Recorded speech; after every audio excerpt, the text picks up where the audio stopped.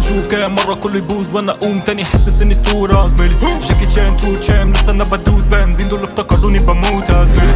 يخرب بيت ايه يا جدعان ده. بص يا صاحبي نشرح الراجل ده بيكتب ازاي. اول حاجه هشرح لك معنى البار وبعد كده اقول لك اللعبه اللي جوه. سوبرمان شوف كام مره كله يبوظ وانا اقوم تاني حاسس ان اسطوره زميلي. البار ده ليه قال سوبرمان اصلا وليه قال كله لما بيبوظ انا حاسس ان بقوم تاني؟ علشان في جاستس ليج للناس اللي بتحب دي سي بقى يعني، وانا من عشاق مارفل ودي سي فانا بريليت قوي للبار ده يعني. لما سوبرمان كان خلاص مات فباتمان حس انه الفيلن اللي هو هيقابله في جاستس ليج هم مش هيقدروا عليه ولازم محتاجين سوبرمان، فحاولوا يقوموه من الموت تاني علشان الدنيا بايظه منهم.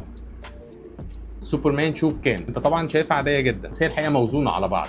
سوبرمان شوف كام هي نفس الوزن حلو، وهو بادئ بقى كده هو بيوزن الاول انترنال وبعد كده مكمل البار عادي جدا. في البار اللي بعده ما هو لازم يعمل زيها بالظبط. قال لك جاكي شان ترو شامب، جاكي شان ترو شامب سوبرمان شوف كام.